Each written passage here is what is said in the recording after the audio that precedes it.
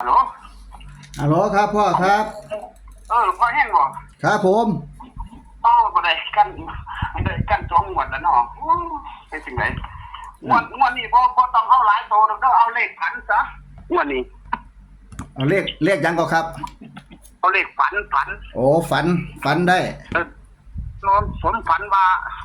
พอผมที่เสียชีวิตไปแล้วเพิ่นมาหาผมจนได้อุ้มได้พาเพิ่นทายทองขี่เกลือเต็มโตผมจังว่าผมสิเอาตั้งแต่เลขฝันแล้วงวดนี้มันเป็นจังได๋คิดว่าห้วยตะเก่าก็เคยฝันแม่นอยู่บ่แม่นบ่พ่อมันเคยฝันแม่นอยู่แต่ก่อนโดนแล้วมันบ่ได้ฝันน่ะนะมันบ่ได้ฝันมานี่โดนแล้วก็เลยว่าจะลองเบิ่งแต่เลขฝันแต่มันก็เขาเลขเขาอยู่เด้มันมีที่คล้ายๆเลขฝันอยู่น่ะนะก็มัน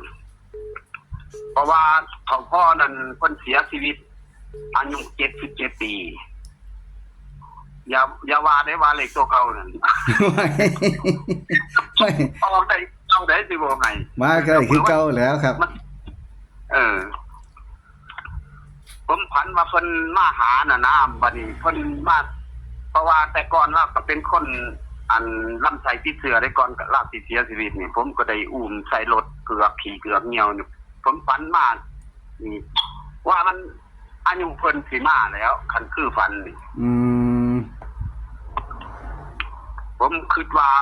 677งวดนี้คันแม่นเลขฝันเพราะว่าอายุเล่านั้นมัน77ปีแล้วเสียชีวิตนั่นบัดนี้ถ้าคือผมฝันเนาะ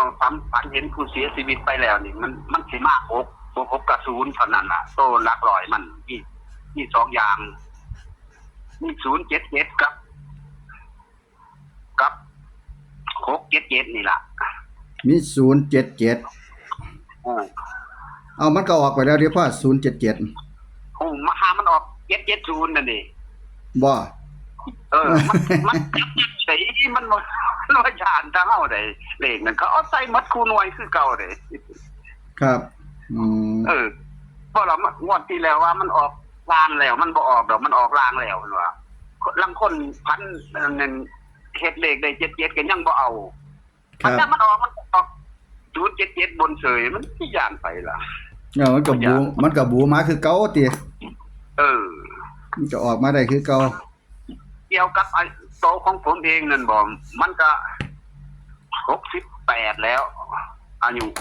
68อย่างที่69แล้วนี่คันว่าอายุผมเองนะเพราะว่าพันว่าพอขี่จนเกือบกันเลยนั่นโตผมไม่เห็นมีแต่ขี่เล่ายังว่าตีเมื่อคือนู้คือฟันขับฟันแน่แท้ว่ะมันที่นี่โศกหรือที่นี่สวยว่าซั่นเนาะแต่ว่าคันฟันจังซี่ว่ามันเคยคือได้ดาเลขนั่นมันก็สิบ่แน่เด้มันสิออกอายุเพิ่นหรือสิออกอายุพ่อก็เป็นได้นะครับคันอายุผมน่ะมัน68แล้วนี่อย่าง68ล่ะเดี๋ยวตอนอยากเก่าสิเต็ม69ก็ปุ่นเดือนตุลาวันที่8เดือนตุลาก็แสดงว่าตอนนี้อยู่ใน68อยู่เนาะครับครับ68เอาตัวนี้ละเสียงก่อนพอเห็นแล้วงวดหลังจังค่อยเอาเลขหลักแต่เลขหลักมันมี77มาคือกันเด้ผมเฮ็ดไว้แล้วล่ะแต่ข้อมูลก็อยู่เงินผมเตรียมนี่ตัดหญ้าให้คั่วอยู่สวนเอาเลขพันไปก่อนครับผมเนี่ยเลขฝันนี่ก็จะคือกันน่ะนี่ว้ายมาหามันมา7แม่น3ว่าจังได๋ล่ะบาดแต่ผมก็ได้ยินอยู่เด้หลายคนอยู่ว่าเลขมันสิมาตัวเก่ามา77นั่นล่ะซั่นมันบ่แน่ได้แนวเขาเอาใส่หมดสุโตคือเก่าบัดมันสิมาได้เด้บ่แต่กี้มันออกโตเก่าอันเกือบที่ทั้งตอนมันออกจังได๋เนาะมันออก006บ่หรือ1106ตอนนั้น106มันออก3เทื่อพุ่นแล้วต่อกันเลยก็นั่นสิล่ะยังว่าอีหยังก็เป็นไปได้เบิดนั่นล่ะ เนี่ยเขาเอาตัวโตเก่าๆน่ะมันมี10หลักๆนึงได้เลขนั่นเขาเอาใส่นั่นก็ใส่หมดสู่หลักนั่นล่ะ10หลักนั่น ครับ มันบ่หลายหลุมมีอยู่10โตๆเท่านั้นต้องเอา10ซักคือมันบ่เท่านั้น ครับ เออ สิเอาไว้ถือหม่องบ่ติ สิเอาไว้ถึงหม่องมันบ่ว่าซั่นดอกก็เลขมันบ่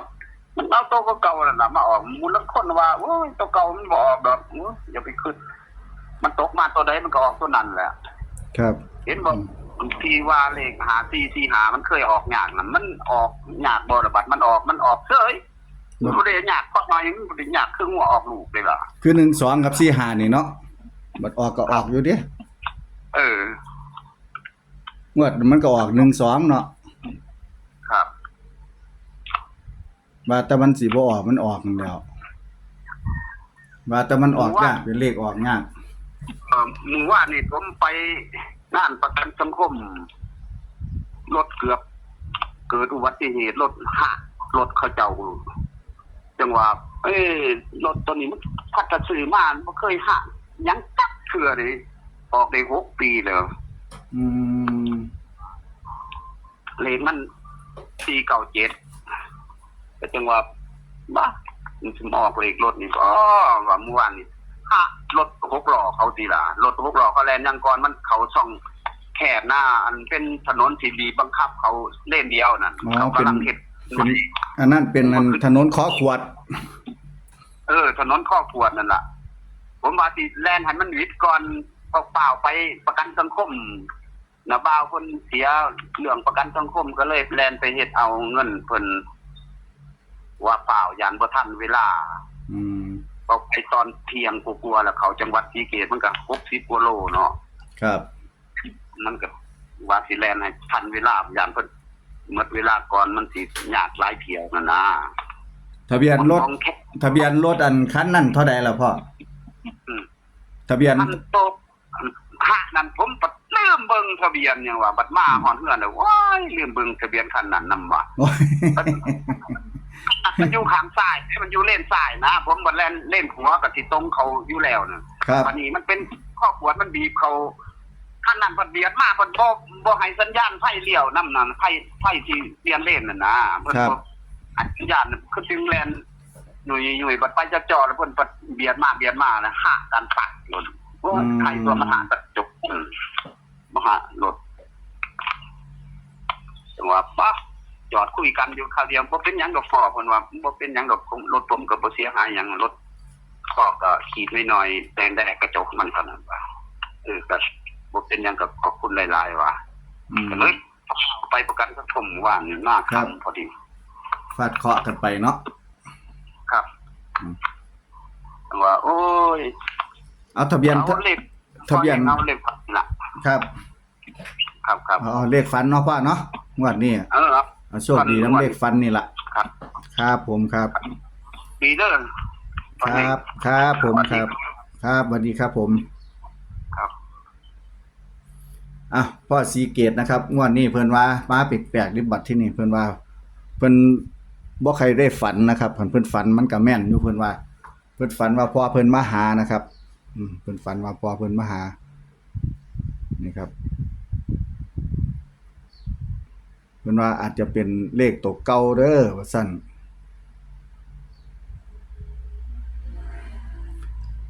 อายุของพ่อเพิ่นนะครับนี่มันเป็นเลขของอายุเพิ่นอายุพ่อเพิ่นนะครับแต่ว่าเพิ่นว่าพ่อเพิ่น77นี่เพิ่นว่าเอา0ใส่เด้อเพราะว่าเพิ่นเสียไปแล้วว่าซั่นเอา0ใส่เป็น077ก็กระโตเก่านะครับตัวเก่า